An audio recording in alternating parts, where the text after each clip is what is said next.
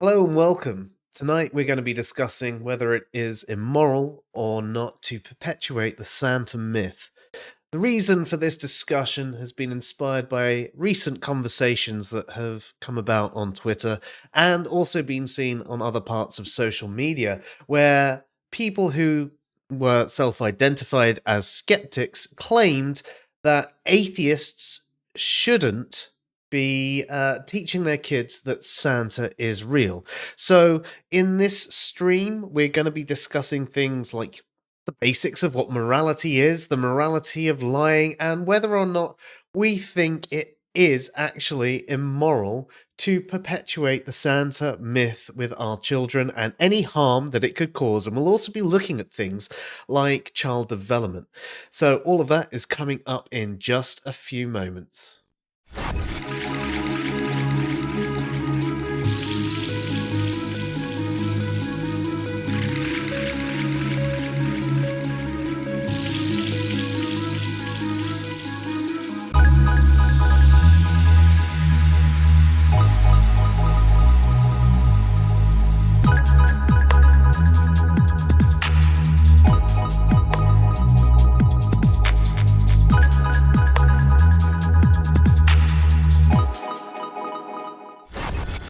Hello and welcome to the Sci-Fi Show. I'm Joe. And I'm Dave. And I'm Luke. And it's been a while since we've been on air, and I do have to apologise for that. That has been somewhat, mostly, if not completely, my fault. Between being ill and having other responsibilities, we've just, Well, it doesn't matter. That's why we weren't here. We've had other videos coming up, and you know what? We're here tonight, and we're here to enjoy tonight with you. And it's so close to Christmas that I've even got slightly Christmassy. Look. Oh, nice. There you go. That's about as Christmassy as it gets here. So there we go. I hope your sound's gone. I can't hear you. Right. How funny is that? Right. I haven't had the problem with the sound going in ages. And I probably do need to get round to actually changing that cable out. I never did it the other day because it's been working perfectly fine. It's Philip's fault. Yeah, it clearly is. Because he's never here anymore. Never. Yeah. And I'm always here, so lurking. Mm-hmm. Call you Lurch. Oh, look, they're streaming. You rang. Speaking of which, have you seen Wednesday? I haven't yet. I must say, I'm thoroughly impressed by it, and especially by the performance of. Is it Jenna Ortega? I'm terrible with names, that's the but one. yeah, they're absolutely fantastic. I wasn't expecting to actually think anything more of the program than just throw away background fodder, and I'm glad I was very wrong about that one because it's really good. But yeah, so there we go, something to check out. Yes, it was Icarus. Wednesday was definitely fun. Which makes a nice change because let's face it, Wednesdays are usually pretty shit. I guess we know what everyone's Halloween costumes are going to be next year as well. Well, yeah, probably. It's going to be hundreds of Wednesdays. I tell you what, I couldn't get into Sabrina Icarus. It was entertaining, I guess, but I watched an episode or two and just went. I liked that they tried to make it a little bit more gritty than the original, but I don't think they went far enough. I think they tried to have a balance too much and kept it a little bit too kid program. But it might have got a little bit grittier as it went on. I didn't have the time. Although I do remember when I was a kid, I actually had a dream that I'd stolen Sabrina's diary and I was manipulating her through the use of knowing everything about her. That's a weird dream. Yeah, I can't even like Sabrina. Sorry? The old one. I used to like the old Sabrina. Yeah. Which I used to watch it all the time. Yeah. So did I. And Clarissa explains it all. um, but yeah. So we're not really here to speak about Melissa Joan Hart and her, people that have taken over from her, nor are we to speak about the awesomely captivating Wednesday. Jenna Ortega, she did an amazing job. But tonight we're here to discuss Santa because it's Christmas and we generally don't do themed shows, but we figured why not? And it came up. It was a couple of weeks ago now that a few people, in fact, but someone specifically got really passionate about this argument, didn't they? And Dave, do you remember the specifics of how it went? I'm old and senile, and that was like weeks ago. Yeah, it was basically his argument was that it's always immoral to teach your to lie to your children. Teaching your children about Santa Claus is lying. Instead, they should be taught that Santa isn't real, and they should start to begin to learn good skepticism at 4 and 5 years old. Which is interesting because, I mean, I'm not a professional in the field, I will say that, but from what I have looked into through child development out of general interest, especially as a parent and trying to work out the differences between the kids and when I can expect certain stages to come along, what I have managed to find is they generally don't have the brain ready to have good skepticism there at that age. It's developing, it's definitely developing, but I mean, it's sort of their consciousness has only really come about in the last year or two at that stage as it is, and their brain is still developing and still develops into their 20s. So the idea that a child could have good skepticism at the age of 4 is a little bit Yeah, and like, you also have to remember that it's being taught by parents who don't particularly know good skepticism themselves. this is true. This is very, very true. So, I mean, if we wind things back, so the question that we're answering tonight is it immoral to perpetuate the Santa myth? So, briefly, I mean, when we're talking about morality, we're talking about principles of good and bad and right and wrong. And when we're talking about lying, we're talking about intentionally spreading a falsehood to, deceive someone in some way. Um, so when we do tell our children about Santa, if we are actually saying they that Santa exists, and we know that Santa doesn't exist, we are lying to them. We are deceiving them. We are intentionally telling them a falsehood. So the question is, first of all, is it always wrong to lie? Not necessarily about the Santa thing. Let's just have a think about, is it always wrong to lie to someone? Is it always immoral? Luke, what's your opinion on this? Yeah, I mean, I would say no, it's not. I think that there are lies that are beneficial to people. I think I think it's a very kind of Western concept that things that aren't true are always lies. Um, Not just a Western concept, but a contemporary skepticism yeah, concept. yeah. It's the So conflation of falsehood and lying, basically. well, exactly, and like fiction and lying as well. If you're saying that, saying any, I mean, I guess there's a difference. Well, I remember a stream you guys did about whether fiction has truths in it and whether Yeah. fiction is always untrue, and I think that that's probably a really important part of this conversation because you look at any works, Terry Pratchett, um, Stephen King to a certain extent, any author, you can look in their work and you can see an element of truth there, and I think that Santa's myth comes out of that kind of thinking rather than it being a a lie in the sense of like we're just telling kids.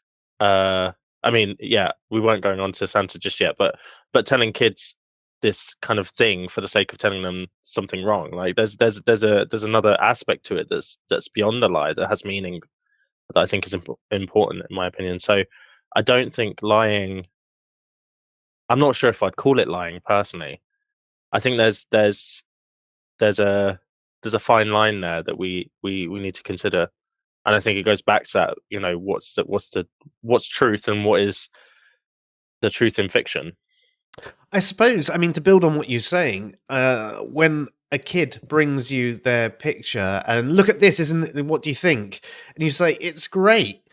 And it's generally awful at that age. But you're speaking of it being great in a relativistic way. Like, you've Mm. come on so far from that last picture you've done. You've managed to put some general letters in there. You've got the general shapes. You've managed to actually draw a stick human.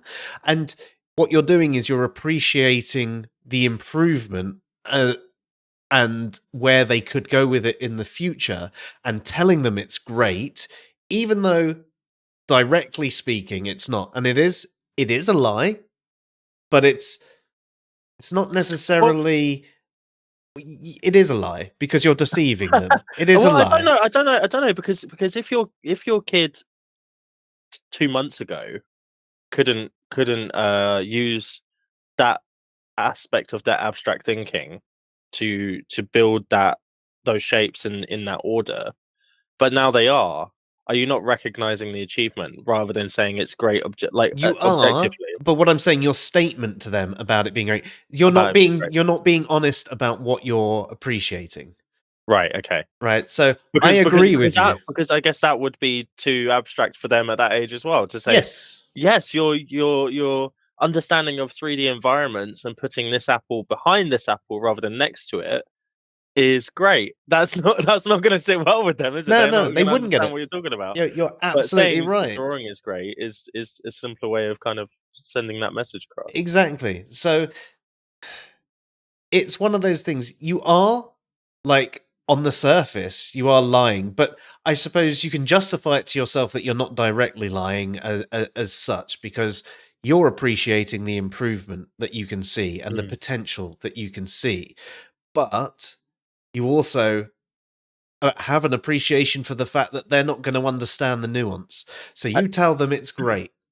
I think we do that with adults though as well, don't we? Like my partner does not play video games, right? And we started playing this video game called It Takes Two, and she can't control the camera or like I hope she never watches this back, but she's not very good at the video game. so so but I tell her she's doing great because compared to how was doing at the start, she was, and she's a grown adult. Like, you know, Yeah, but if you she's asked me appreciate the objectively how good improvement. am I, I'm gonna say you're not very good, is he? I'm sorry, but because I understand where she was when we first started playing and where she is now, she is doing much better than what she used to. And that's the main thing that's actually important by this. And that's why we encourage people. That's why we tell these sorts of lies.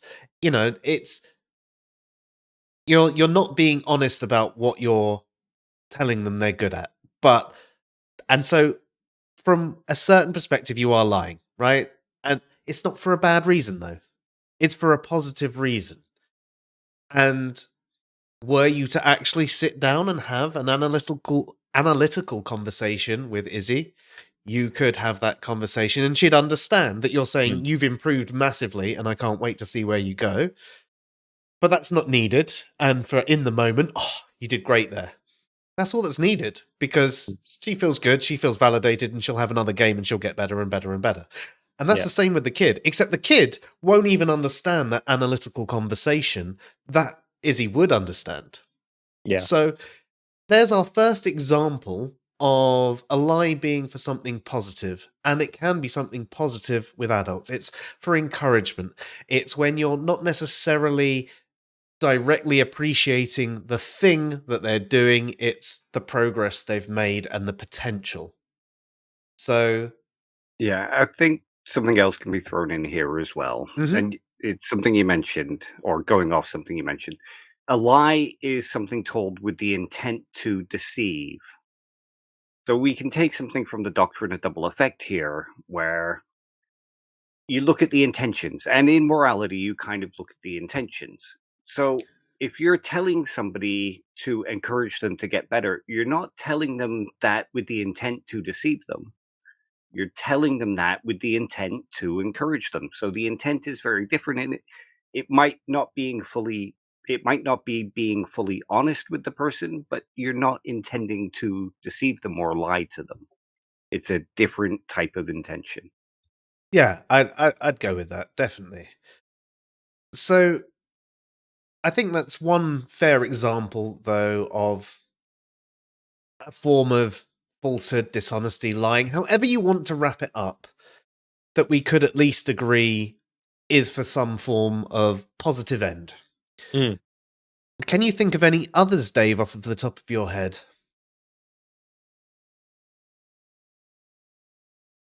Reasons Good lies, basically. Moral lying. Yeah, I mean, there's the classic Jew in Kantian the attic? example. Yeah, Yeah. the classic Kantian example. Your kid has watched The Karate Kid, and they really want to do karate, but they're a gangly little prick, and they won't be very good at it. But you can see that they're gonna love it, so you encourage them to do it. So it's not wrong to lie to your children because you're not generally lying to them. You're not trying to deceive them. You're trying to help them achieve their dreams, kind of thing. Yeah. So lies of encouragement can somewhat be seen as a positive thing, especially if they're not going to seriously damage themselves in the process, I guess. If there's a bigger negative from lying from them, then maybe you shouldn't. Um, but then could we say and lies of protection as well? So, for example, as you said, the Jews in the attic or something like that, where something Right. evil would happen, where you're saving someone by lying for them. Is so there might be a sorry, I might have an example that's similar to that one. And I guess this one could swing either way, so it would be good to hear your thoughts. But I hear you swing either way. where did you hear that? In my dreams. I'll message you later, Joe. But so basically, and this is like a personal example. So my granddad, this was when I was relatively young, like 13 or something. He passed away from cancer. That got dark very quickly, so apologies, but he did. He had cancer for 2 years. He was in his 90s. He was fairly old. He felt like he'd lived most of his life, and didn't want to go through treatment. Um, he didn't tell anybody, including my grandmother, um, for those 2 years, and it only transpired at the very end of his life that that's what had happened, and he'd been going to doctor's appointments and stuff, and essentially he just didn't want people to worry about him or to feel pain until the point was where he'd pass away essentially. Um, so is that a good lie? Is that a lie that is moral? Because essentially, Oh, his I guess he was intending to deceive people, but the the outcome he wanted was just to not have his family and friends worry about him. I mean that's a very very tough question that I'd need a hell of a lot of thinking time on. Um, you could analyze that and go into so many different worlds of the positives and negatives of that. Mm. I will have to say, with this short time of thinking about such a big thing, the only answer I can give you is I don't know. It seems like that there might have been general good intentions there, and it might have been the best outcome. So I think it was. I think when I reflect on it, and I think when my family reflect on it, we can understand his decision, and we don't blame him for that. We don't have any malice or anger towards him for that. The only person that did was my grandmother, who was really frustrated at him for a while. But I think they'd been through tougher things than that in their lives. Um, so yeah, but yeah, I personally I think that I think I would make that same decision, and I think I would be making a moral decision if I did that. yeah, that's fair. So I think that there's a few examples there of positive forms of lying. So lies of encouragement, lies of protection, um, lies to save people. Generally, we can see positive reasons to lie. I mean, I know someone could argue that perhaps lying in itself is always wrong, but it could be a lesser of two evils type deal. It depends on how you weigh things up, what sort of moral theory you apply to it. But I think that if you're going to weight it and say that lying is always immoral, but actually it's the lesser, or you could say that actually the overall consequence is what's important, and therefore lying in these circumstances isn't immoral. So whether you're weighting it and saying it's the lesser, or you're saying that it's completely morally permissible because of the overall positive, it doesn't matter. Now that's just a few examples, but I figure we could probably sit here and go over more and more examples, but we're not really here to discuss whether lying can be positive. I think that all three of us would rather prefer to avoid lying in most circumstances if we could. And that's because we do value truth. We do value honesty. We find honesty is something that helps build trust. Yet, even though the three of us have this big appreciation for truth, trust, honesty, we also can understand that there are times and places where a lie can have a benefit. It does have a purpose. So if we apply this to oh, hang on a second. Is that another example I should quickly there's that film, Life is Beautiful. I feel like that's complex because the lie prevented the child from knowing the truth of their situation, but it helped to provide comfort. Yeah, so that sounds. I haven't actually seen Life is Beautiful, but that's an example of something where you could be teetering back and forth of was it for the best or not.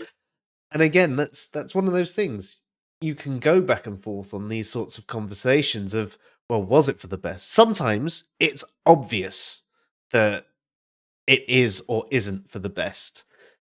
But It's about a kid who's taken to a concentration camp during World War II, and the father kind of lies to him and tricks him into believing it's like a holiday camp and all that kind of thing. Not quite that, but he tricks him into believing the situation isn't as bad as it is. Oh, okay. It's a yeah, good film, yeah. that Kind of sounds terribly made, but a really good like idea and stuff. Lots of good philosophical stuff to pull from it. Yeah, I mean, that does sound like a really good concept, actually.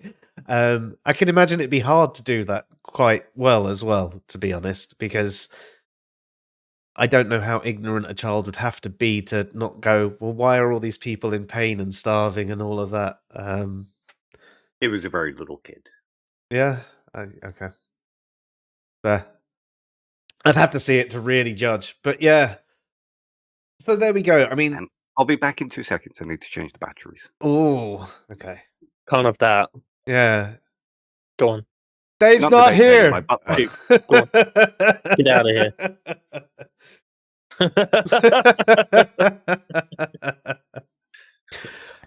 Just like to say hello to everybody who's popped in the last few moments. So, Nomad, how you doing? Great to have you here. Icarus, obviously, always fantastic to have you here. And you too, Kimo.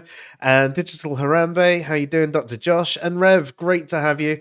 And yes, you are definitely the dull hypothesis after our conversations that we've been having the last couple of days. It's been interesting, actually. There's been a couple of different takes. There's two main takes on the null hypothesis, it would seem, Luke. And I will take some of that, like good takes. Oh. Like just slight variations on the same sort of thing. And I think one of them is more statistical but non-scientific, and the other is the scientific way that we would be talking about and have done before. And I've been reading and watching some articles and videos and sending them back and forth with Rev, and there's a few different things in there, and it's generally the the good take is still the good take. It's just a couple of little bits might be slightly different dependent on context. But the net result is no, atheism is not the null hypothesis. There's no situation where atheism is a null hypothesis. It doesn't make sense to say it. No. And it's not a good analogy. Just like all of the analogies that are used, they're all bad. They're all bad analogies. Yeah, and even if it was the null hypothesis, that wouldn't make the null hypothesis the default position. Exactly. That's one of the big reasons why it's such a bad analogy. So yes. So we've come around and we've said yes, there are times when lying can have a positive effect, a general positive effect. Yet I think we would agree at times that, kids especially, but everyone gets lied to too much. And it builds mistrust, doesn't it? We don't trust things that the government and politicians and all of that say to us. And it leads some people down the conspiracy theory route where they probably shouldn't, but they distrust the man so much that they buy into all these out there ideas.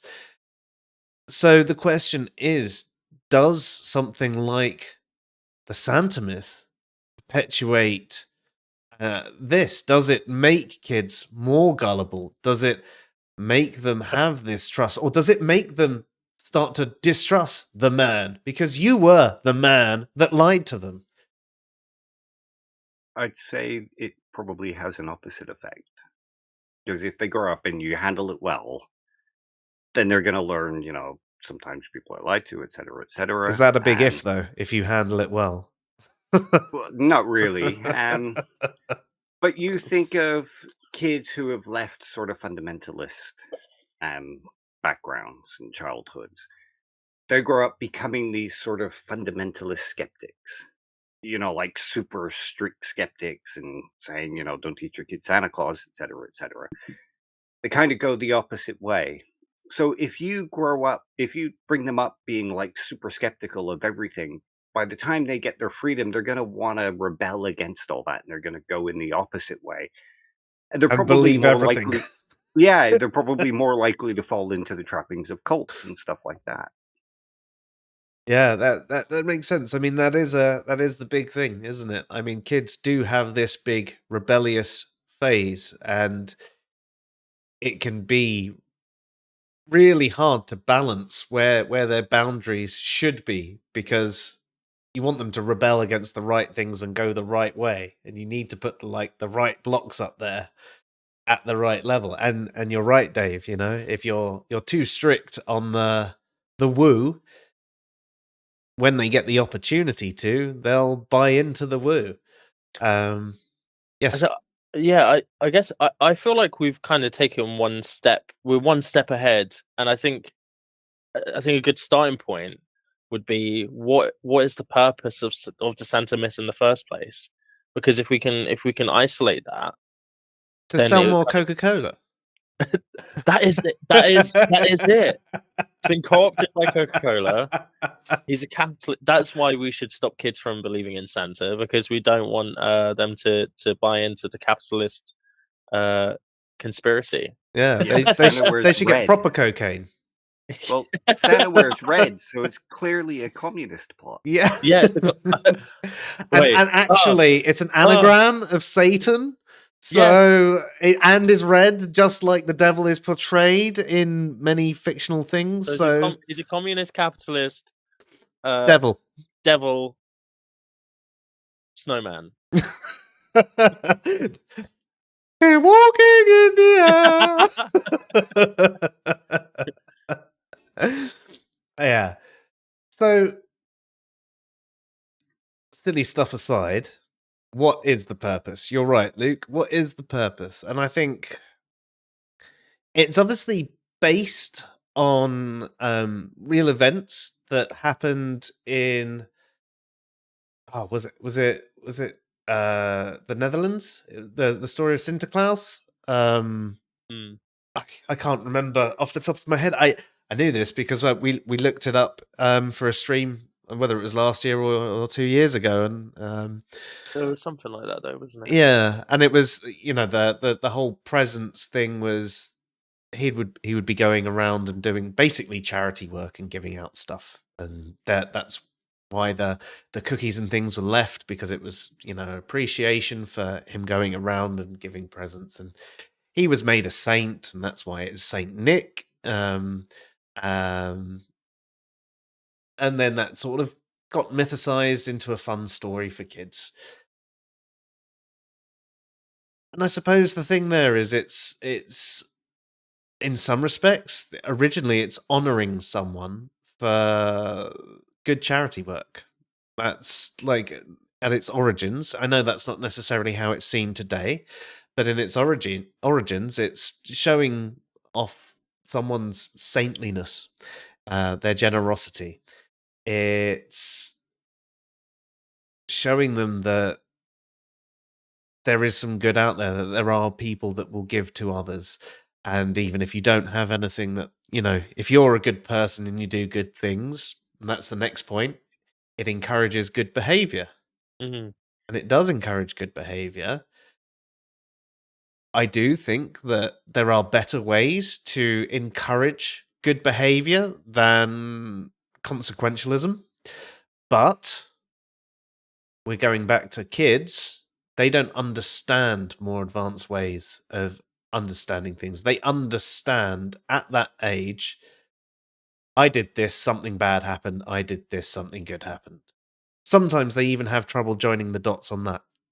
Like, And I guess the other element to, well, Christmas, winter festivals in general were kind of created by people to celebrate something during a time of dark nights, scary illnesses, and death, and lack of food.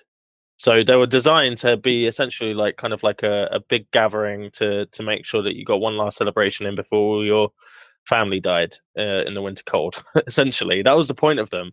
And whilst that element's kind of not as not as prevalent today, I mean, it still is that winter is the most, that people die most during winter than they do during summer, hmm. or any other season. But that element's not so much there anymore. The premise is to provide a kind of magical, fun, bringing people together experience for cold and dark days, something to warm up, our souls, and our not our genuine, not our literal souls, like our our Yeah. metaphorical, just in case any atheists are going to be like, souls. He's not a real atheist. um, to make us feel better. And I think that Santa does a really good job of that for kids. It makes the celebration magical. It makes it fun. It makes it exciting. Will they get to spot him? Will the cookie be taken? Will the carrot be eaten? Will the presents be there under the tree after the night? Will there be footprints? It's all magical. It just makes it so immersive and fun, and that's the purpose. That's the purpose is that feeling, and then also encouraging, like you said, Joe, good behavior, but also giving, receiving, social interaction, pro-social behavior, families coming together, getting removing their differences for one time in the year, and making amends, sometimes, not all the time. But like encouraging, people to actually come together. And I think that that's an important part of society that we need to consider. Very well said. Thank you. Dave, do you think there are any other benefits or purposes that we've missed to the whole Santa myth? No, that seemed to cover pretty much everything. Yeah. Yeah, fair. I can see sometimes that they could be some negatives, in the sense that kids at different ages work it out, and sometimes other kids spoil it for other kids and Mm. things like that. But and the really smart kids work it out and carry on pretending so they still get the presents. They're the really smart kids. Yeah, I still believe in Santa. 15 years old. Yes, still get It's my interesting you stocking. brought that up, Joe, because the most prevalent document I found in regards to this, because I did that guy that you were talking about who was arguing, lying to your Grinch. kids about Santa is what was his name? The Grinch. The Grinch, yeah, the Grinch, yeah. It's wrong in all instances. You're getting them to believe in woo woo, blah blah blah. All of these arguments. He said it's psychologically damaging. Damaging, I think, was the word he used. I can't remember, but it's something like damaging at the very least. Um, and the main piece of research into this, because there's not much research into this, because why would anyone fund that, really? Hmm. It says the opposite. It says that kids actually, one, really benefit from having the myth there in the first place. Two, when they work it out, they feel joy that they worked it out. They feel happy that they figured it out. They got their parents. They realized their parents were trying to play a trick on them, and they realized it, and they feel clever for it, you know. And then three, the third thing was that actually the most upset people, the most damage it did was to the parents, because they could no longer have this fun magical thing that they could do to like trick their kids anymore. So parents ends up being sadder about it than the kids. Well, I'll tell you a story actually. So I mean, as you know, I had a child and a stepchild with my ex, I guess, and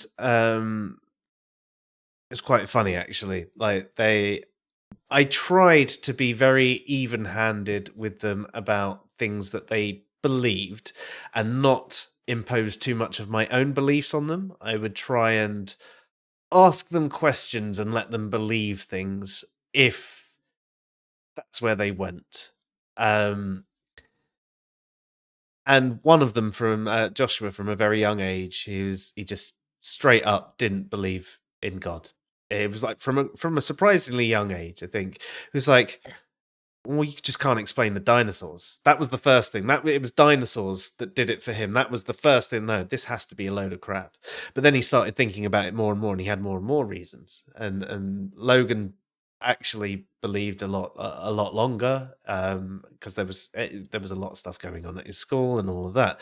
But when it came to Santa, we carried on the Santa thing for quite a while, and then when Joshua sort of worked out that it was us who was giving him all his Santa presents all along, he burst out crying because he was like, "It was you guys all along. Oh my god!" And he was so appreciative because he had drawn the line back to all the good presents that Santa had Oh, got him, and he was suddenly there was this appreciation there for what we'd done for him instead of us just getting him his crappy presents. So that's that nice. I it like was that it was really story. Yeah. nice, but there's an obvious, at least from my perspective, there's another benefit there that I get. Not necessarily all children will appreciate things that way, but he did, and so there is that little thing there.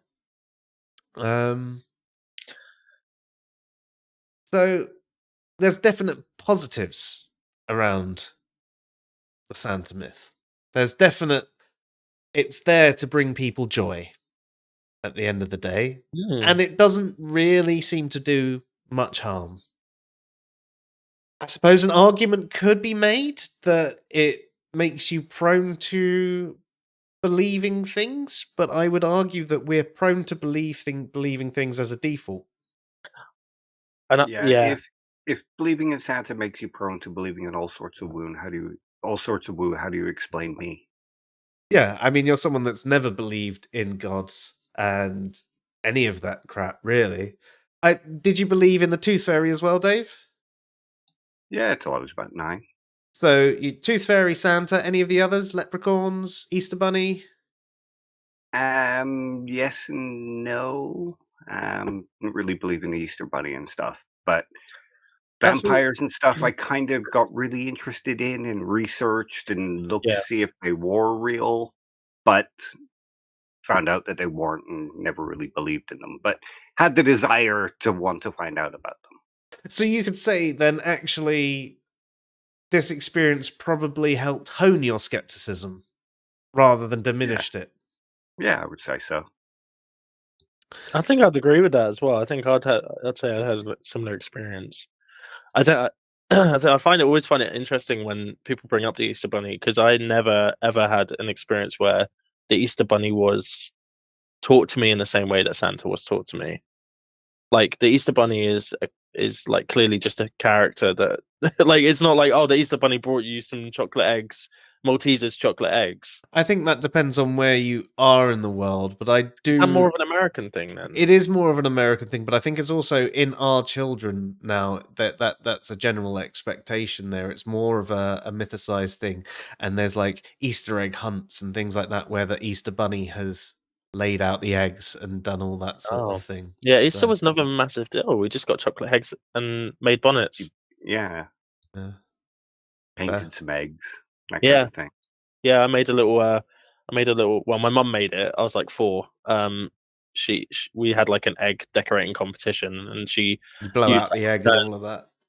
yeah, she did all that, and then she turned the egg box upside down, and on one of the spikier bits, made that into a volcano, and then like made the egg into a dinosaur, and it was called a Eggosaurus. It's brilliant. Brilliant. Brilliant.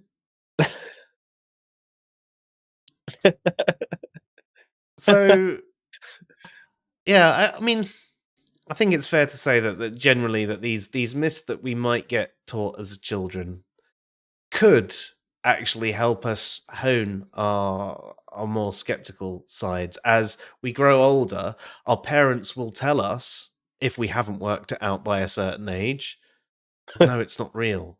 Or there'll be someone at school that says it, or something like that. But generally, you start to question these things and go, but that doesn't make sense. How could that happen? I don't understand why. And then you might get told things like, well, if you don't believe it, then it won't happen. And you're like, oh, well, I'll say I do. And then you might test it. You might start putting these tests out. It's like Kristen, her son, or was it her daughter? I'm sure it was one of them, said that they did a test where they their tooth fell out. They didn't tell anyone. And they put it under the pillow. Yeah, Kristen said that. Yeah. And then all of a sudden they realized that it wasn't true, because every other time when they mentioned the tooth, there was money there. So they had to tell the adult, knowing, there you go. Clearly. And so we could say that actually there is a benefit to perpetuating some of these more obvious myths. Can I just say as well, like, I think kids, like what Dave was saying, kids believe random crap that they see, right? Yeah. Like those emails, like I maybe started on like MSN when I was like 10 or 11, right? Something like that. And those emails that you'd get, or like those messages from people that would be like, if you don't forward this to 5 people, the chain then mail some evil creature is going to kill you. That terrified the shit out of me. Like, I was like, that's got to be real. Like, why? Like, there's some soul trapped in this computer that's going to kill. I didn't know how computers work. Like, I didn't really think about whether evil spirits existed or not. I was just like, I've got to send this, because if I don't, the risk of, if I don't do it, is so high. And I didn't really stop to consider it. But then, like, as you kind of go through it, you're like, okay, I'm not going to do it this time, and I'll see what happens. And then nothing happens. You learn through those experiences, yeah, and that had nothing to do with my parents, like my it just happens. You just get these things that come to you that you either risk something or you believe it, right? And then you got to weigh that up, and then you do start testing it at some point. The first time you might be like when you're on a website and then it pops up saying you have five viruses that you're attacking. When do you click that link? Oh, we've just had a little pop-up come beside No. the call ends in 10 minutes. So we were talking about this. It's just like this. It's the email. It's the chain mail. It's lying to you. Do you know what was really funny? Like, Google Meet has never been an issue, and we've always had these calls for as long as we wanted them. And then the other day, I saw it was this thing, and I did a trial just to see if the quality was any better. It was like a free 2-week trial, made no difference. Went, nah, not doing it. And now it's saying that we're going to be cut off in 10 minutes. So we might have to switch to Discord. Why don't we just do that now? Well, I'm going to set it up, but Oh, I need to obviously keep this going. Um, Well, I could just chat shit whilst you do that. yeah, There is actually a really interesting thing. I don't about, believe you. because I'm online and I could be a deep fake or something. An interesting. Well, if we think about child psychology, we think about developmental stages, and when children start to develop, because one thing that's really important, and I'm sure all my biologist friends will agree with me here, is that humans tend to be born quite early in their developmental process. Like when zebras and horses and cows and all of those other animals are born, they're born with more development than a human baby because of the fact that the birth can be so traumatic if we leave it for much longer. So when a child is developing, they're actually kind of like they start from really basically no cognitive skills and Mhm. develop cognitive skills as they go. And it takes a few years for them to develop the cognitive skills to be able to abstract things or understand abstract concepts or generalize. And you start to see that kind of more complex cognition around 4 years old, 3, 4 years old, when they start to play and they start to pretend like, that they're things they've seen on TV. So maybe they'll pretend they're Jedi, or they'll pretend they're like a knight, or doctors, or police officers, or whatever, and that's around 4 years old that starts to happen. That's really the start of abstract thinking. And that's all they're doing is just thinking what it would be like to be a police officer. And they have no idea what that actually is, but they just are like, police officers are good people who track down bad guys and put them in prison. Very simple kind of like concept about what that thing is. And then they start to develop more abstract, more nuanced abstract thinking, which allows them to actually explore those concepts a little bit more and poke holes in them to a certain extent. And that means that, around 6, 7, 8 years old, that's when they start to develop the skill set, the cognitive skill set necessary to be able to pick holes in the Santa myth, the fairy myth, all of these myths, in order to prove that they're not wrong, to prove that they are wrong. Sorry. So it's not even a case of we're lying to children and not giving them the opportunity or the critical thinking skills. Those critical thinking skills are not taught. Then they're developed naturally, and we have no power over that. So even if we told the child Santa's not real, that's as meaningless to them as saying Santa is real in terms of the concept, because they're not going to understand why Santa's not real, and they're not going to understand why Santa is real. They're just going to go off the information that's given to them. So there's no real purpose in trying to teach a 2-year-old, a 3-year-old that level of cognitive thinking, because you may think, oh yeah, last year they didn't they believed in Santa, and this year they didn't. That's because I taught them critical thinking skills. It's not. They just developed those skills themselves. And it's very arrogant to think that well, and also just wrong, that baby's a blank slate and anything you teach it is going to be what it learns. That's not how babies work. You need to understand that some of that stuff is natural development. Yeah, that makes sense. No, Did I that's give a you really enough good time point. there No, to no, no. I think I'm basically. I think I might be ready on the what's it called thingy. You guys need to come over. But what I'll do is I'll quickly address a few chat messages. We'll take a quick break whilst we sort out, cancelling this and going into Discord. We're going to be right back where we started after we started jumping around all the different places that we could jump on the internet. Yeah, it was typical, isn't it? Really. But so. Let's have a quick look through the chat. I am trying to find skim through. Hopefully, this stream will keep us off Santa's naughty list. Yes, well, depends on what Santa wants to do to the naughty ones.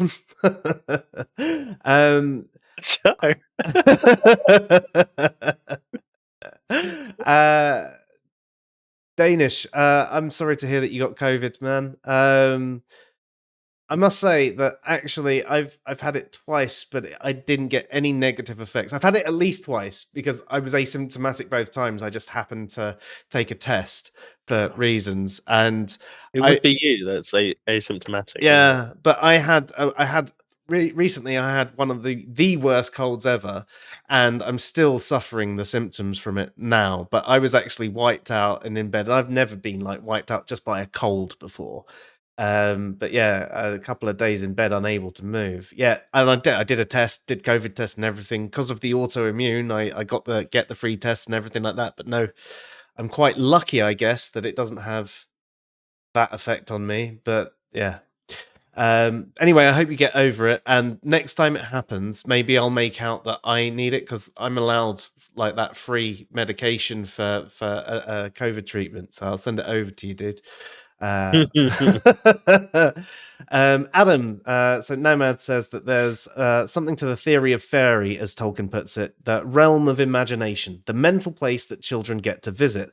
That's when magic is real. And I think that's a very important part of the overall discussion that we're having here, is the fact that children use their imagination way more than we do, and that part of their brain is the bit that is developing at that time, and they are using it, they're being creative, and the other parts aren't as well developed yet. And that ties into what you were saying as well, and using this imagination helps the development of the rest of the brain.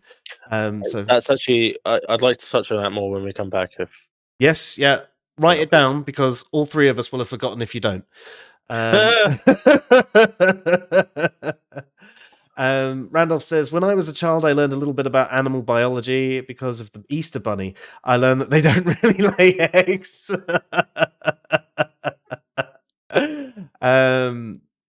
Carrying on through. what am I writing down? I've forgotten. Something about eggs. Something about eggs.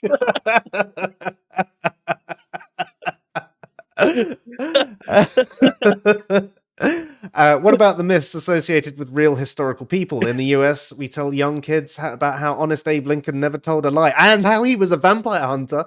I'm sure his wife would like a word. So that's and the apocryphal tale of George Washington chopping down his father's cherry tree. No, that's interesting. So that is something I reckon that we should actually come to after the break as well. Write that one down as well, Luke. What's that? I didn't know. So myths associated with real historical people.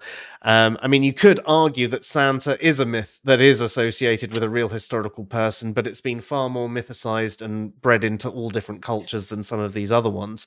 So that's something that I think we should address when we come back as well. Kimo says we can all take comfort in Francis Church's lauded editorial from 1897. Yes, Virginia, there is a Santa Claus. I've not read that, so unless you can give us any more detail on that, Kimo, we'll have to come back to that in the future. And carrying on. Oh, the chat just did one of those jumpy things where I'm skimming through it and it skipped. Randolph says, my wife and I did Santa Claus routine with our kids, and there was a point we turned it into a lesson on critical thinking, embrace doubt, be willing to question everything. Brilliant. I think that's a good way to do it. I think as they get older, you shouldn't necessarily lie to them as much. I think you should try and go, well, why do you think that? And, put it on them and see if they have good justification. But they have to be the right age. And it can be hard to know when the right age is because kids develop at different stages. Adam says, I can't stand the notion that myths or religion are lies. Culture is not consciously formed. We don't decide on the narratives that permeate our relationships and civilizations. That's right. I definitely. I don't think many religions are lies, and I don't think anyone is lying to you. And that's us done. So we will be back. in a few minutes because that has killed us just in time. So we will be right back after these breaks. We will be jumping over to Discord and we will also be grabbing a quick beer. And by we, I mean me. And by quick, I mean like 2-3 minutes.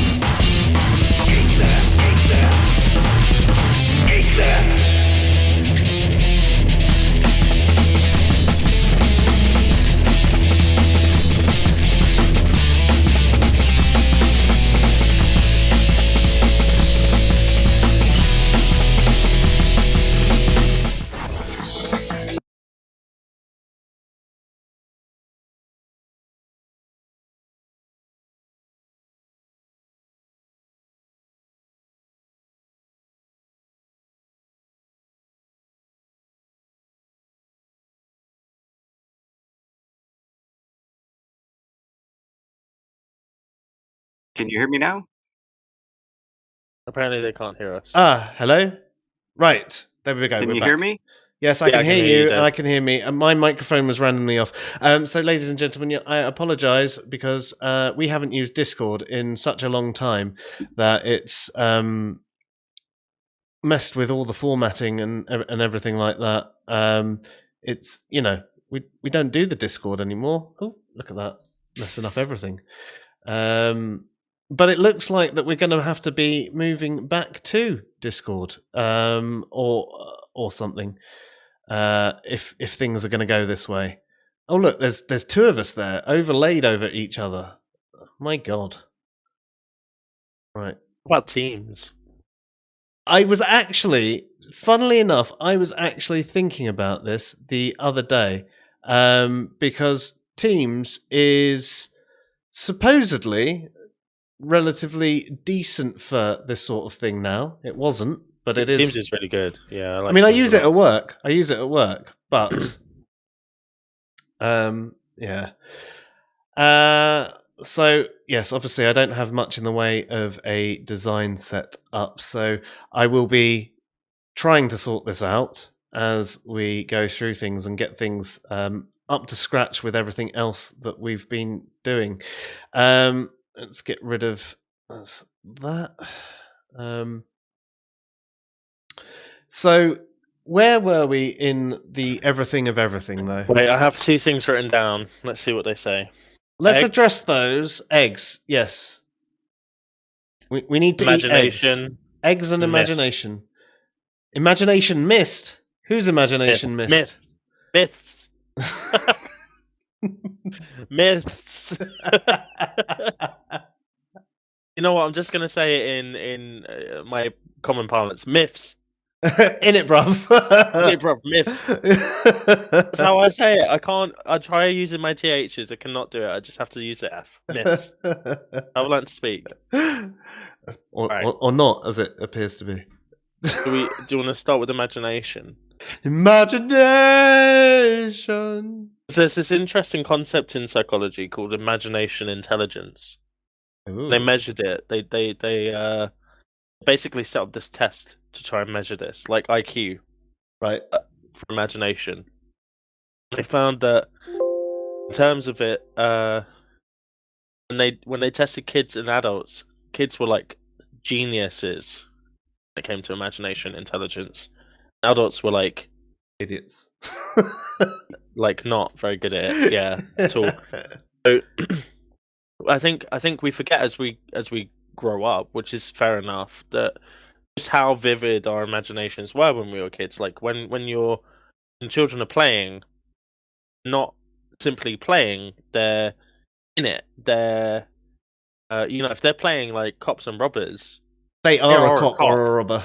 Yeah.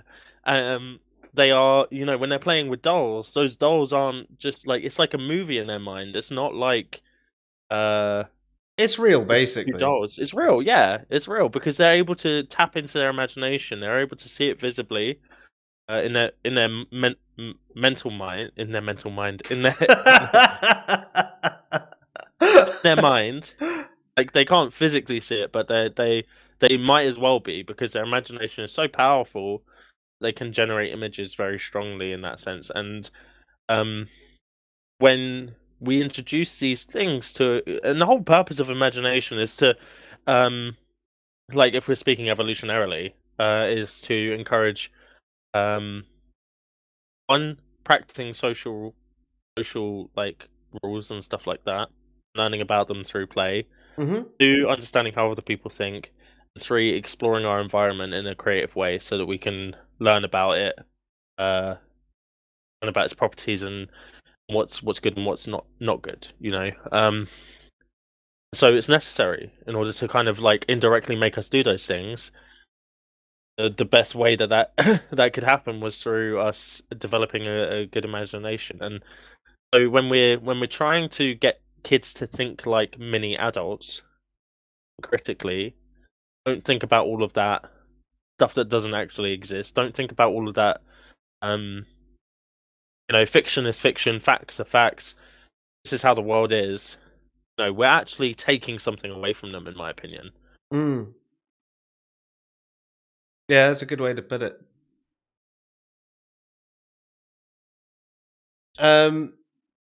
So you would say that, imagination is like a very, very, very important part of a child's development. Oh god, yeah. I think that you want an adult to, if you want someone when they become an adult to have really good critical thinking skills, really naturally, without having to do critical thinking lessons, really good creative skills, being able to problem solve and to think outside the box on things, you have to foster imagination in children when they're young.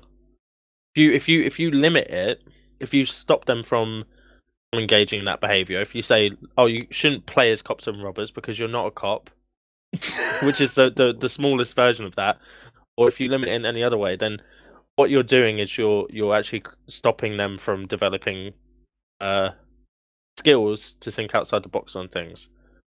And they'll just think linearly, and they're more likely to get engrossed into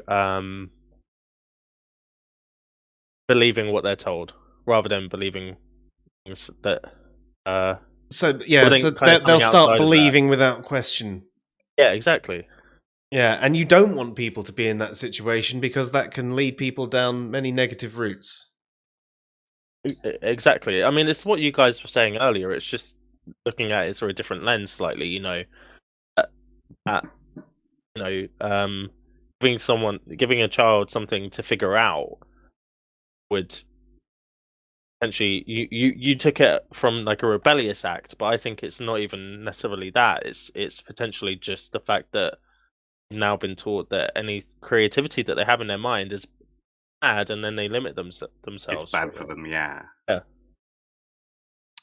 Yeah, and just think about creativity from a different perspective as well. I mean, look at all of our art and everything like that. Surely all of the amazing creative stuff that people do is another good reason to try and encourage this sort of thing as well. I mean, that's the way I'd take it. I could be very wrong with this perspective, but that's the way I would see it. Yeah, and even if you think in terms of like science and technology, STEM fields, Mm-hmm. you have to be a really creative person in order to come up with a novel like Theory. experimental design or theory. Yeah, anything like that in order to the amount of creativity that goes into thinking, okay, this is how this works, this is how this works. How can we pull these two things together to make an overarching theory that encompasses them both? Mm. Like that is creative thinking. That's imagination. Without that, it's not just logic. It's not just simple mathematical thinking. It's about being able to translate concept into maths or into whatever it is. Um, that also takes creativity. And that's born of imagination. That's born of having an active kind of like imagination when you're young. Mm. And I have to say, not all kids are the same in that sense. Not all kids are going to be like highly imaginative, and not all adults are going to develop naturally to imaginative adults. But if we can foster that as much as possible in childhood, then we're going to develop more creative people when grow up, and those people are going to be naturally more critically thinking because they're able to think around the situation rather than just in it. Yeah, well said. Like, really well said. Thanks. I knew there was a reason we had you on. Starting to forget because he hadn't been on for so long. You're actually quite brilliant, aren't you, really, Luke? Oh, guys. Oh, I love being here. Now I have my new computer. It's less of a chore to get. This took me 10 minutes to set up. Before it would be like an hour of me trying to make sure everything was working. So thank you, Joe, for the recommendation because I am now free reign, and you probably won't be able to stop me coming on. So. I look forward to it, Luke. I look forward to it. I also look forward to more psych streams as well. Coming, yeah, they're coming. I Yeah. understand. I mean, honestly, life is so mental at the moment. It's hard to stick to the 2 streams a week that we do. I mean, the kids are going through separate sleep regressions, and it's like we finally get Ivy down in a good routine, and Ella's decided, yeah, well, I'm not sleeping anymore. Ha ha ha ha. And by the time you get her sorted, Ivy gets ill, and then she stops sleeping because she's got used to not sleeping and coming into. And it's just like, and so yeah, like that on top of work and on top of family and on top of all of that. Sometimes it gets to a point where it's just like it's hard to do these, man. And then obviously you're run down, you get ill, and all of that stuff as well. But I love doing these streams, and yeah, hopefully one day it won't be such an impact into the rest of life as well. I am trying to still set up apps, the view. I've got the old background in there. That's how long it is. You know, the old glitchy one that we had in there. Oh, Yeah, yeah, I yeah, love it. old school, Classic. sci-fi. Just trying to work out like chat box size and all of that sort of stuff that should go in there too. I feel like it going across Dave's face probably isn't the best. Maybe I should try and get it to fit in slightly differently. I suppose it's not necessarily as important. Maybe I'll just minimize it as a thing for now. Need to get the overlay back in there so we can address some of the other comments as well. I mean, whilst you're doing that, I can have a slight rant because I just remembered something that guy said. Oh, do it. Oh no, I remembered something I said to that guy. So, and it kind of links in with the point I just made about imagination and about. I think that there seems to be a real push in the atheist kind of like community to treat children like they're adults. And my point was that that's a very Victorian approach to children. Like Victorian society was very much like children are small adults, and therefore they can be used for work or anything like that. And that led to a lot of kind of abusive practice, like sending children up chimneys and having them work in factories and this kind of thing. Now we know through psychology that children do not think in the same way at all, not in the same way at all as adults. We go through these developmental stages, and they're slow enough that we don't notice them ourselves, and we don't notice them in our children as much. But we do go through them, and our thinking changes as we get older. We have our like really young child, like prepubescent kind of like in the world. We go through puberty, and that changes the way we look at it, and then we get into adulthood, and then we change again. And there's an argument as well that when we get into like our middle age, that our kind of thinking shifts it another time. That's like another developmental stage we don't really consider. So I think that when I hear atheists saying like, "Yeah, I'm going to train my kid to be a critical thinker by like not giving them access or not doing this or not having them believe in woo woo or challenging them on superstitions or their supernatural thinking," that worries me because that is exactly the kind of thinking that led to all that abusive practice back in Victorian times. Now, I'm not saying it would get that far. It's just like, what kind of childhood are they going to have? Their kids, they're going to be the most sad, like least fun childhoods ever. They'll be like playing computer games or something, and then their parents will come in and be like, "Forget it's not real, though." like what? Just let them immerse themselves in their games, in their play. Like let them have fun.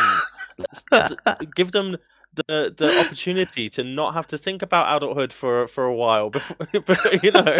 Like enough kids have to become mature very quickly because of their circumstances, and I think that if we can give them the privilege of having a fun childhood without having to worry about the worries we have, then we should be doing that. Yeah, I agree. We go rant over. No, and I think you've given me the perfect amount of time as well. Perfect. I think I'm there. So well done. Thank you again. Icarus just said Santa Claus is the null hypothesis.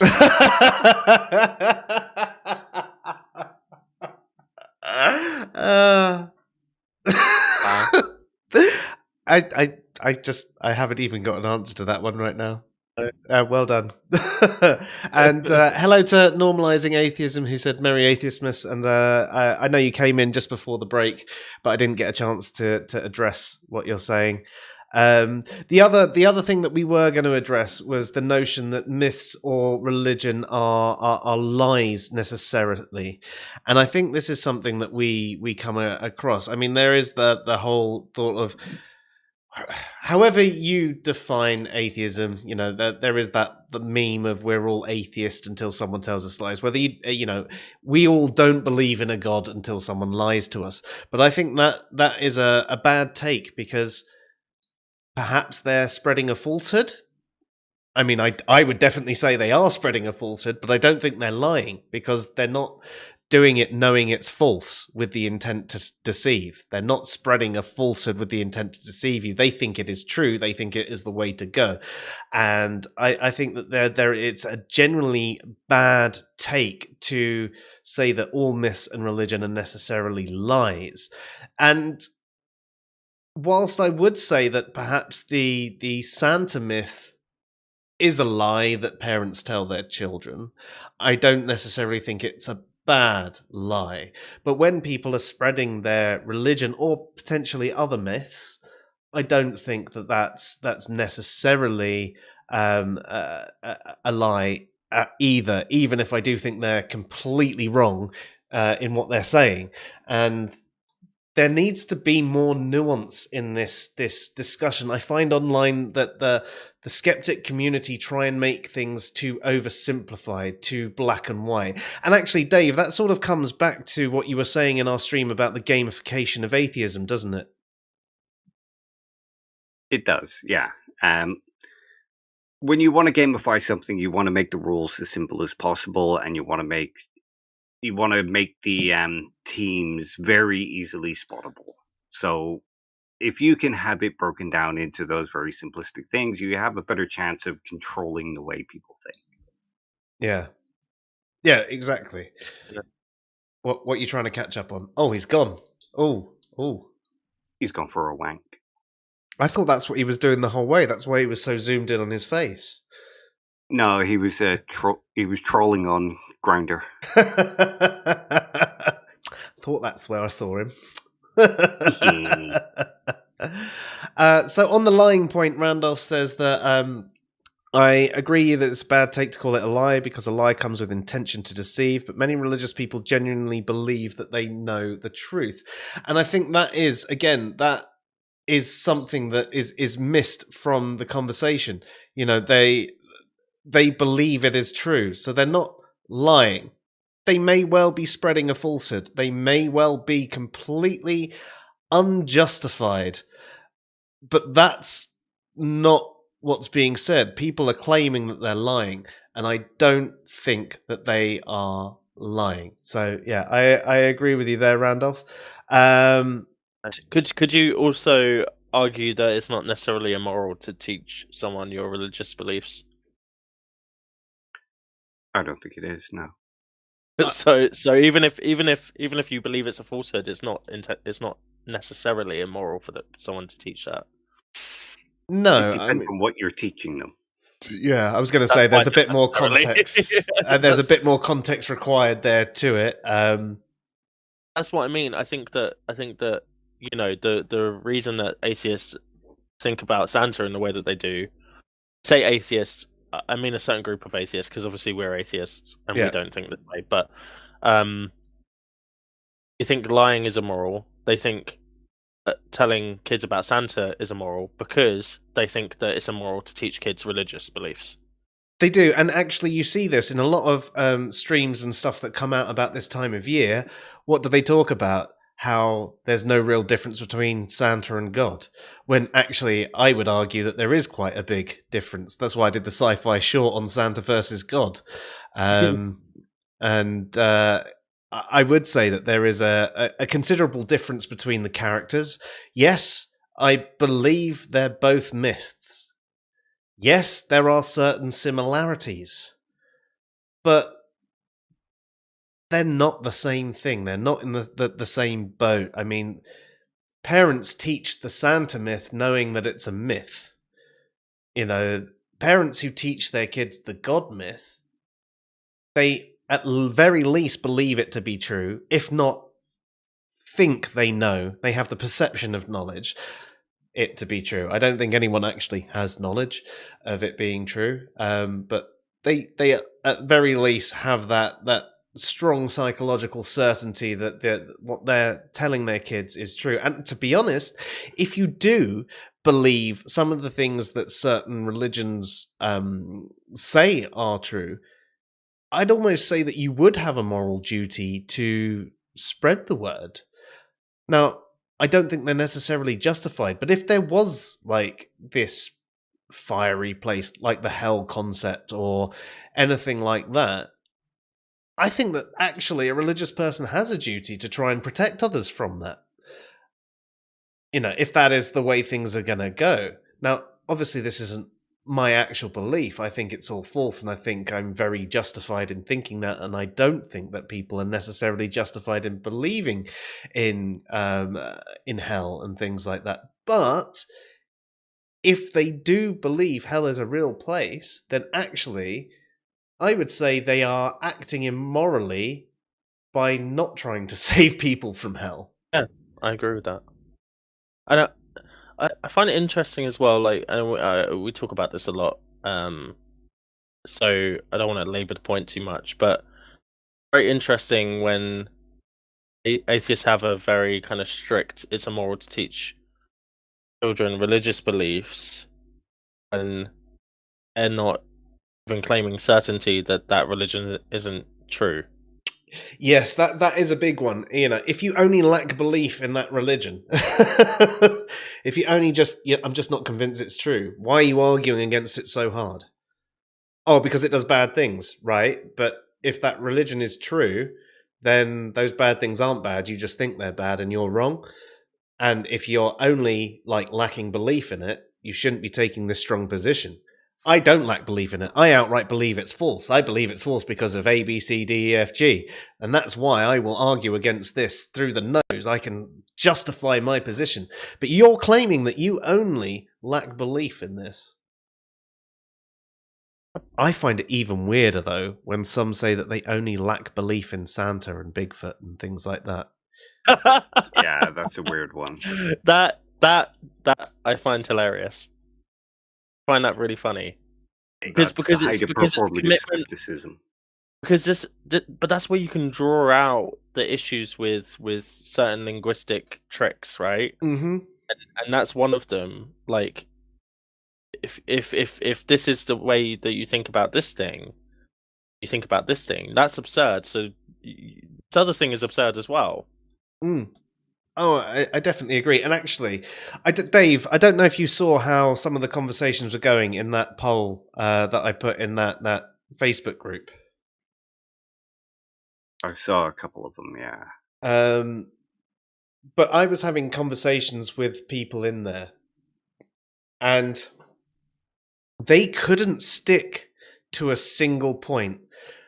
They would first complain that there wasn't an option. So, just to go back quickly, I did a poll which was, what's your general position? So anyone that's basically identifies as an atheist, what's your position on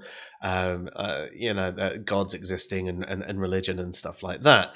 Is it that they're all false? Is it that they're mostly false? Some are unsure. Christianity's false. Some you're unsure about the rest, or you're unsure in general. And just to clarify, when I say unsure, I mean that you don't believe that they don't exist, but you don't believe they exist at the same time. So you're suspending judgment, or in one of those positions that's similar to suspending judgment, but for different reasons.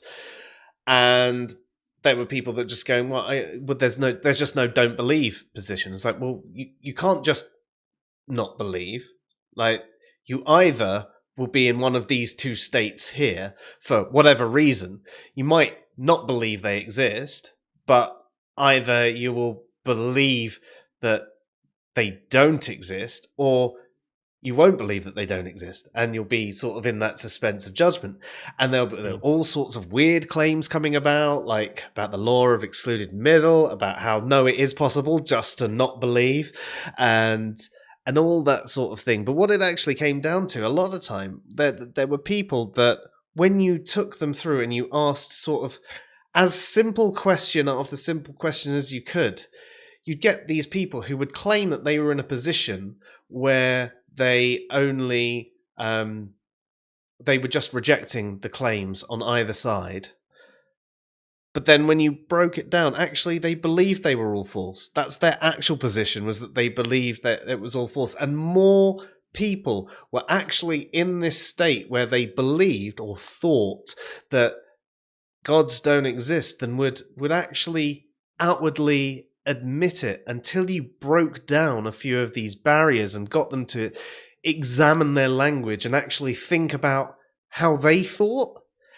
And I think part of that is the programming as well. They've been programmed that no, they only lack belief.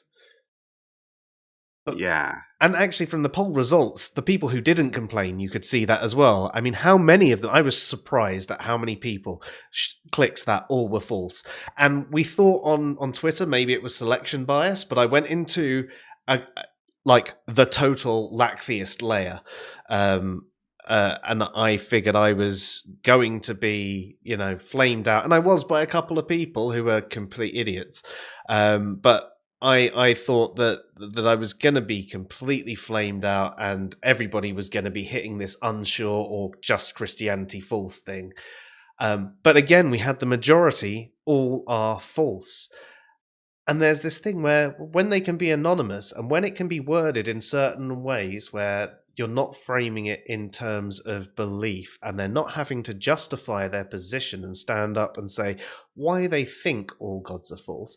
Actually, the average atheist, even those that claim they only lack belief, seems to think gods don't exist. Now, I still need a bigger sample. I'm not saying that this is the end of. I'm going to start posting it around some more forums and things like that. But it's quite interesting to see the disconnect between what they say and what they're actually thinking and what they end up voting on. But yeah. How many responses did you get, Joe? On Twitter, it was just shy of 700, and it was 79%. On that particular group, I shall load it up now. It was a massive weighting that way, though. Let's have a look. Because that, I mean, like anything over 100 is like significant. It is, but I don't regard it as significant in the sense of everything. Most psychology studies. Yeah, but you know what psychology is, you know, it's one of them soft sciences. Well, no, but think statistically, okay? Yes. Because statistically speaking, in order to get the power that you need for an effect, you need probably about 50 to 100 people. Now, AI makes it a lot easier to do these kind of studies en masse, and basically go through all the motions. So there's a lot of AI, but psychology hasn't really caught up to AI yet. We're still using old-fashioned statistics essentially to do that, and 50 to 100 people is enough to get a significant result. And then the problem is that people don't look at the effect size enough. They look at the statistical, because you're going to get, like, if you did a survey with 2,000 people, you're going to get a significant result. How significant that result is, what is the effect size, is what people miss. So if you have, say, 79% of voting for one thing, it's one going to be significant anyway because that's a massive gap between that and the next, whatever the next steps are.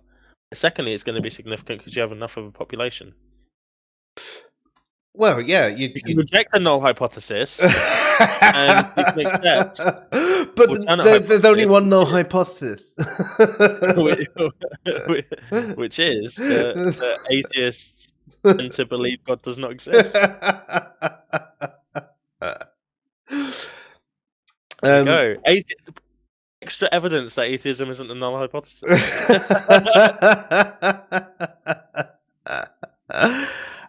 So in that particular group, so it was there were 163 votes and 88% went for all are false.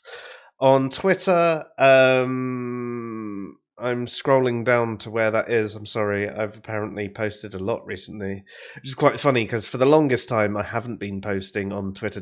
I've been trying to stay out of the social media conversations past, sharing articles and stuff like that. And then recently I've got drawn back in, and yes, I've been more than a little addicted.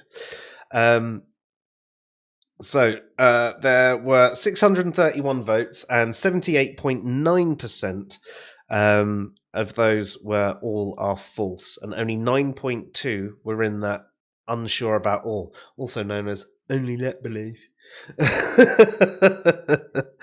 People does bring up a good point. People says the Twitter poll is already selecting for followers and their followers, so not random though, and that is a good point. Like, no, but that's the thing. There was a selection bias on Twitter, but then I've posted it in this other forum, which I'm not well known in, and in fact, if anything, people have a bias against me because of the person that invited me to it in the first place, and they hate. Is that Dave? No.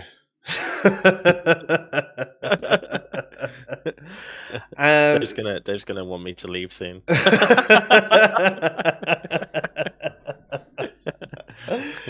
But so there's enough reason for me to say, looking at this particular. Now I'm going to go to a few other of these places on thingy. I'm going to collate all of it together and actually put it and go right. But I don't. There is no selection bias in this atheist and theist forum, and it's still 88% all are false. Okay, I didn't get as many responses. I know that there will be selection bias on Twitter, but there are also people that follow me just to come in and troll me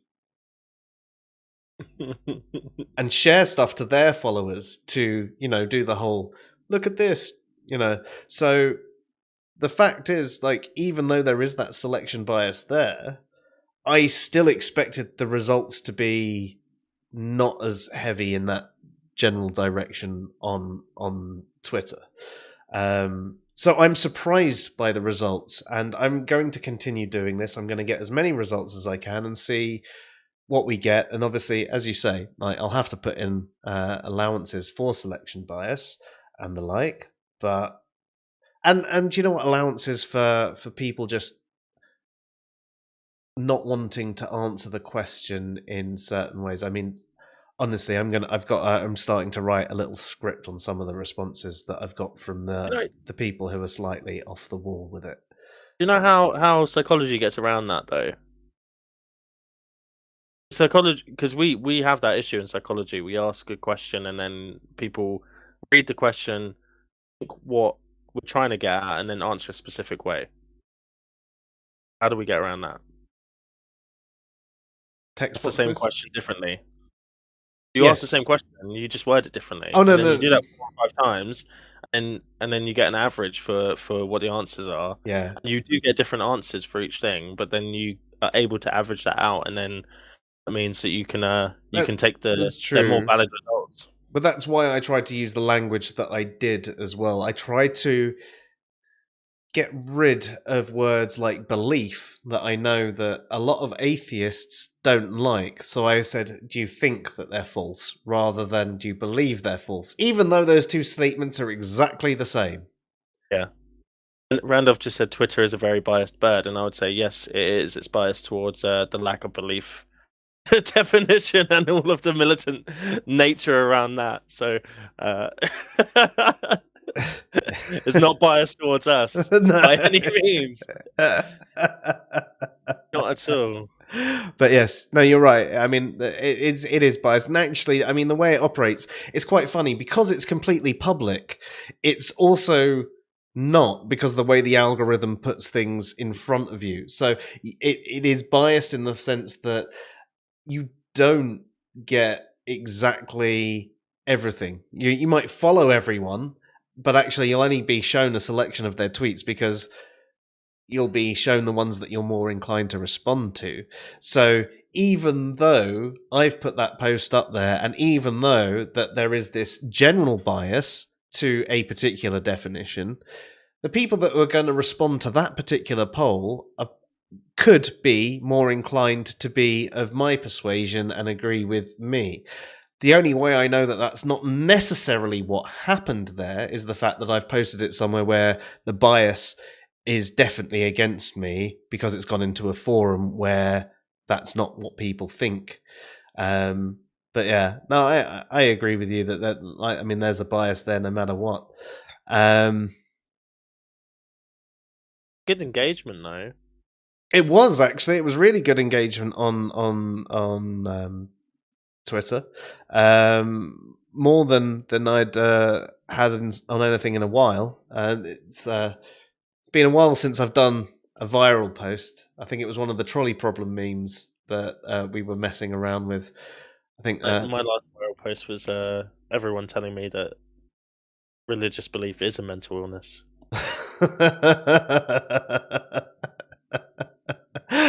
That's the real reason we haven't seen. I quit Twitter after that for a while. I was just going to say, it's the reason we haven't seen Luke for a while.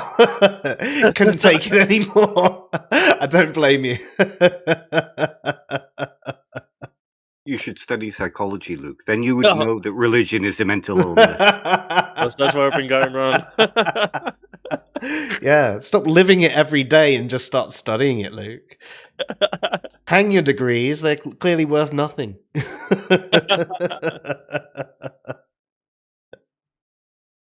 Okay. The one thing I've learned since completing my master's degree in psychology is that pop psychology is correct, and the stuff I did in my degree is just complete bullshit. The average skeptic on Twitter knows far more about the average human psychology than anybody that's ever studied anything anywhere.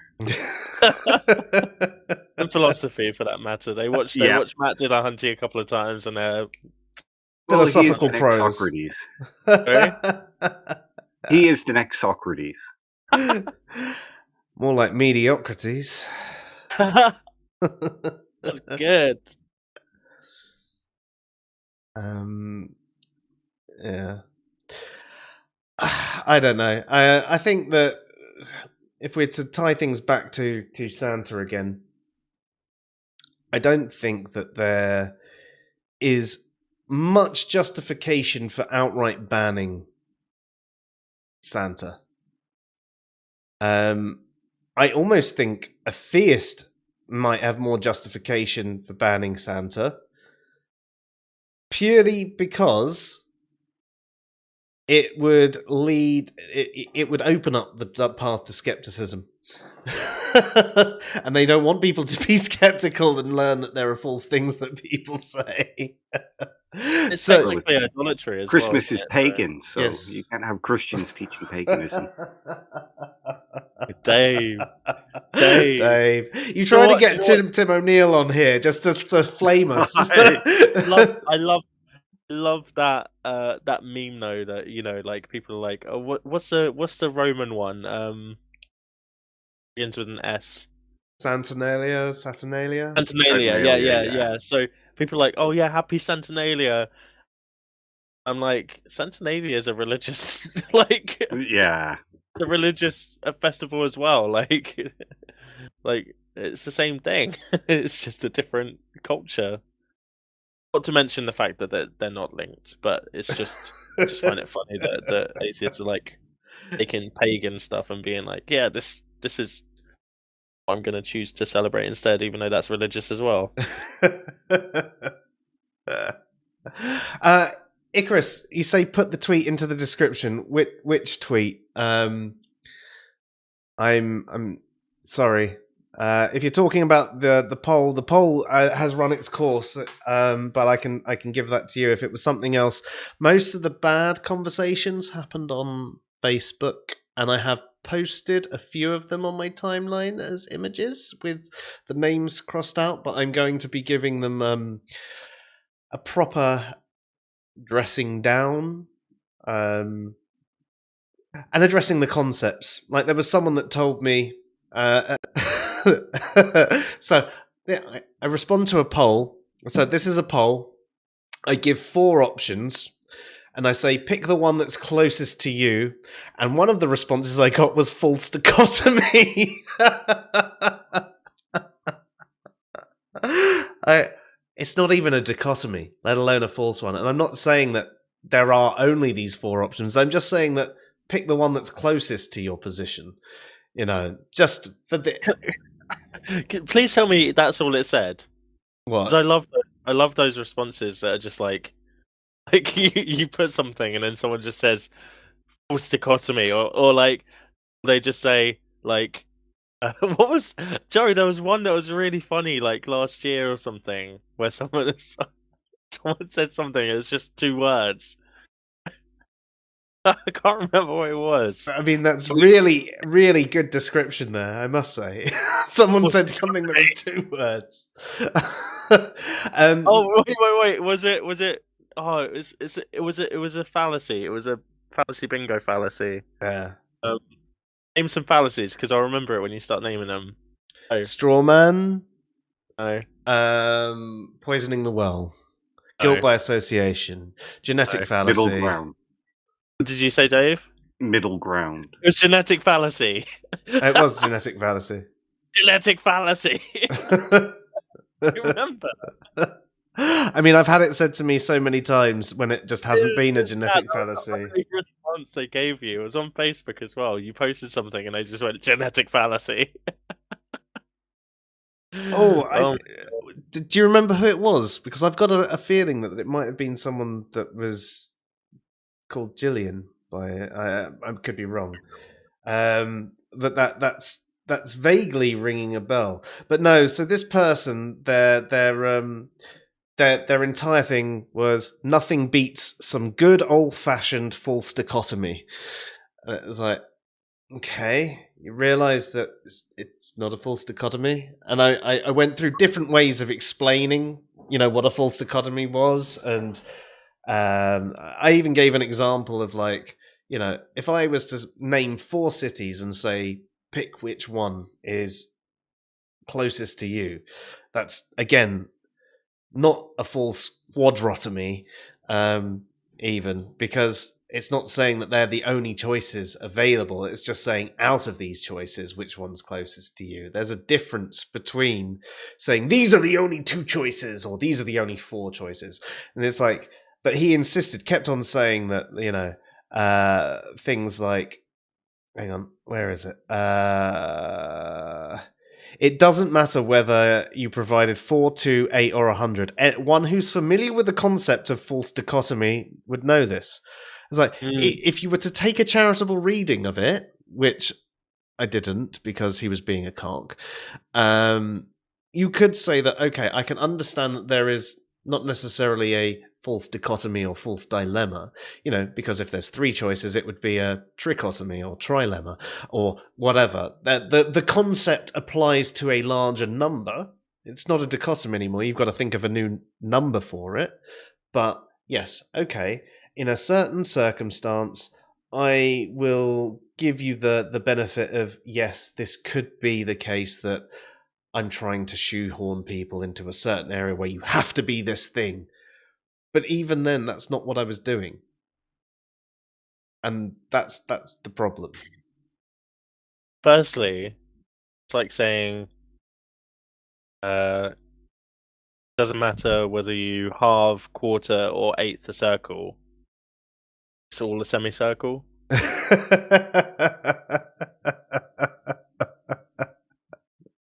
Secondly, giving people options of what closely relates to them isn't trying to shoehorn anyone into anything. It's what most closely resembles your view on the world. So there's nothing wrong with that.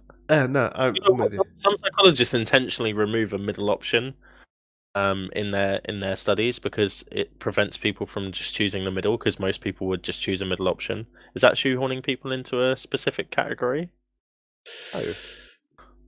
No, although Forcing people to make a decision so that they can get viable results. yeah. I mean, if you had to pick, Yeah, this or this, what would it be? And that's what it is, though. It's not saying this is what you would actually choose. It was saying if this was your only choice. It's the difference. It's like one of the examples I gave was, I'm not saying what's your favorite color, red or blue. I am saying if you would prefer, or what do you prefer out of red or blue? And there's a difference between that, because I'm not saying there aren't any other colors. I'm just giving you a relative choice between red or blue, rather than saying there are only red or blue that could be your favorite color. And that's the same sort of thing I'm saying here, like which of these choices is most close to your position. There were tons anyway, which I will address in a future video. I'm trying to write up, and I'm looking into a few different things. I've been looking, some of the things that have come back have been about various rules of logic and things like that, and I've been going back through, taking my time to look into the things that I think I already know, just to make sure that I'm not wrong from any particular perspective. Like, if there is a particular form of logic that perhaps, I mean, even though I was having a conversation in classical logic, is there a particular form of logic where what they're saying is true?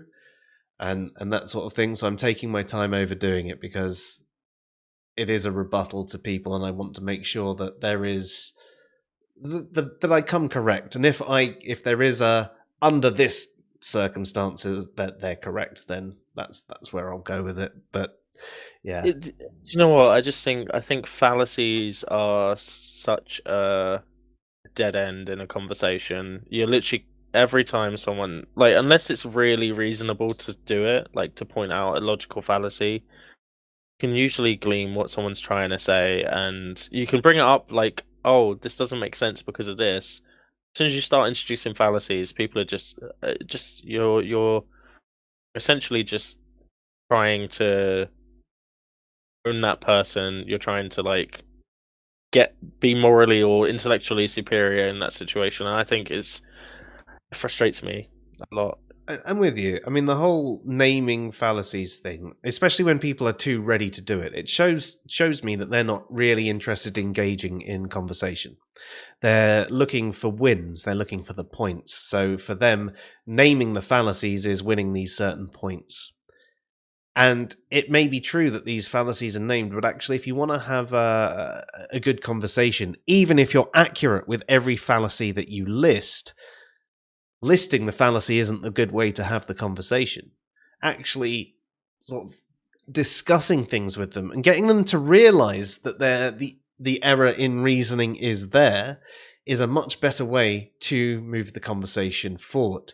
Now, don't get me wrong, in conversations where I've had enough of someone who is only acting fallaciously and is not engaging and is not answering simple questions and is dodging and diverting, I will start listing fallacies because I'm about to mute them, sort of thing. And it's like, right, do you know what? The conversation's over, so I'm going to tell you everything you've done wrong, and then we're done.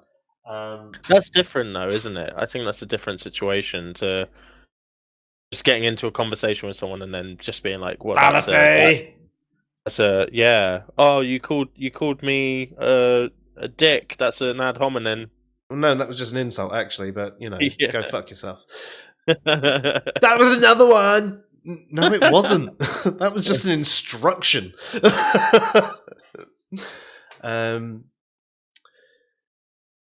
So, have we actually addressed everything that we can address with the whole Santa thing? Because I know we've gone very sort of off the rails into Yeah. If you've been quiet for a while, do you have anything else you want to say? No, it's all I've been good. occupying the airspace. No, it's all good. I think. Can you hear me? Yes, yeah, we can hear Yes. you. Although I do think it might have switched back to your alternate mic again. Hang on. Because it's either that or you're just a bit quiet. But either way, I think that we have addressed the whole Santa myth and the fact that actually it could have numerous positive effects and minimal negative effects from what we can tell from what the minimal psychological research has been done on it. Not having the Santa thing and outright banning the Santa thing could have more negative effects than allowing kids to believe in Santa, and as Randolph brought up about the the kids being used as or at least Santa being used as a learning part, a critical thinking perspective of, and I think that's a great way to do it as well. If you can get them as they're starting to ask questions, get them to start justifying their position, and don't say yes or no either way. When they're starting to ask questions, depending on their age, when they're starting to ask questions, get them to think about it and get them to make a conclusion and go, okay then. When they get a little bit older, maybe go, no, like, fair enough, it's just been us. But if you can, let them enjoy themselves when they're young, let them use their imagination, let them have fun with it. I mean, they've got the rest of their lives to be boring old farts who spend their time having conversations on the internet. Let them enjoy Christmas whilst they're young.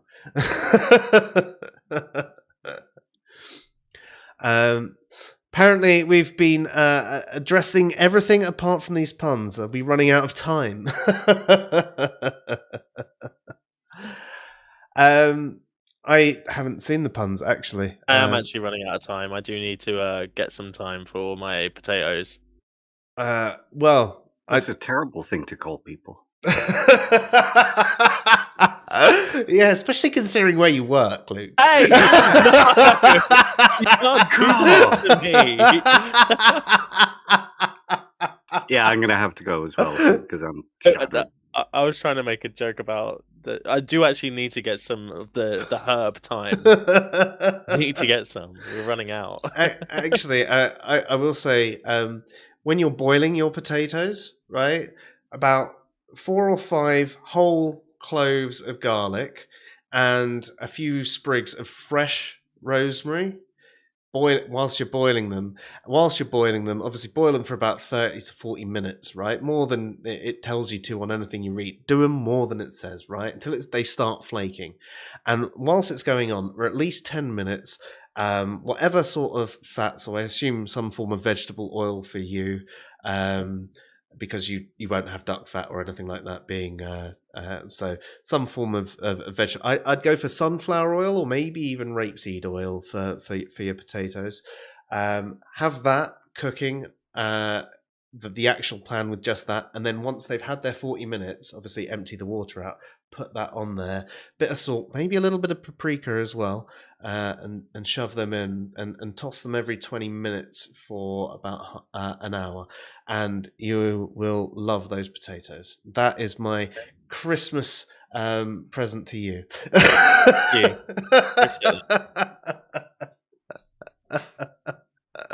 On that bombshell.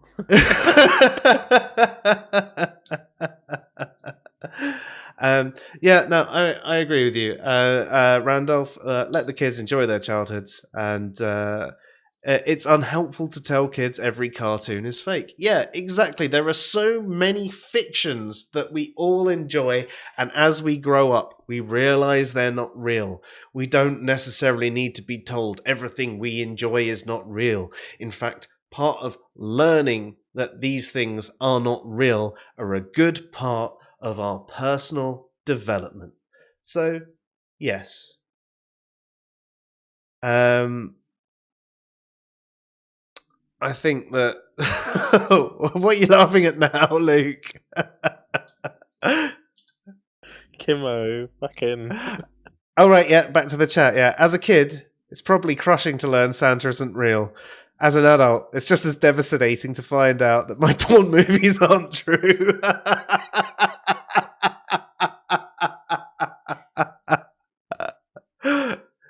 Kimmo, we can make them true.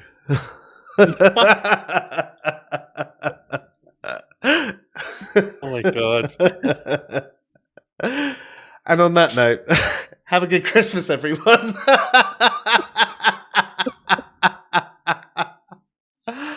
Bye. Yeah, if we're not taken off the air, we should still be streaming next week on the Tuesday, but by the time it hits on the Tuesday, we'll probably stream next Tuesday, but I doubt we'll do next Thursday. Though we might, I don't know. But the week after that, we almost definitely won't be, because I've got the week off and I've told the wife I'd spend it with her. So, I'll try my best to, do some videos for you in the meantime. I think Psyched is coming back soon. Sorry? Next couple of weeks, Psyched will be coming back. Will it? Maybe next Monday. Oh. Actually. Oh. Oh, my loins quiver with anticipation.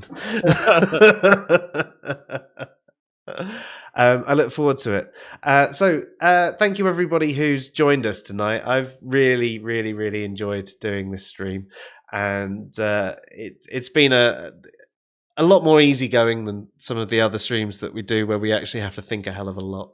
Which has been good, because I've been having trouble with the whole thinking thing recently. And obviously, thank you very much, Luke and Dave, for joining me here tonight. It's been great to have you both here, as always, Dave, and great to have you back, Luke. It's been a long time. Hopefully, we will see you more regularly again now that you've got your computer sorted. And yes, everybody in the chat room, have yourselves a good one. And everybody out there catching the rerun, thank you so much. I am glad that you've made it this far through the video. I don't know how you did. It's 2 hours of us having, giggles with each other, but you're still here, so thank you very much. And I hope you have an absolutely fantastic one. But before we go, there is just one thing that Dave needs to do, and that's give us his recommendation for the week. I haven't had much time to watch anything because I've had assignments packed in for the last couple of weeks. So I haven't really seen anything. In that case, I will say, everybody, check out the video about the issues with agnostic atheism, and have yourselves a fantastic night. Good night, all. Bye.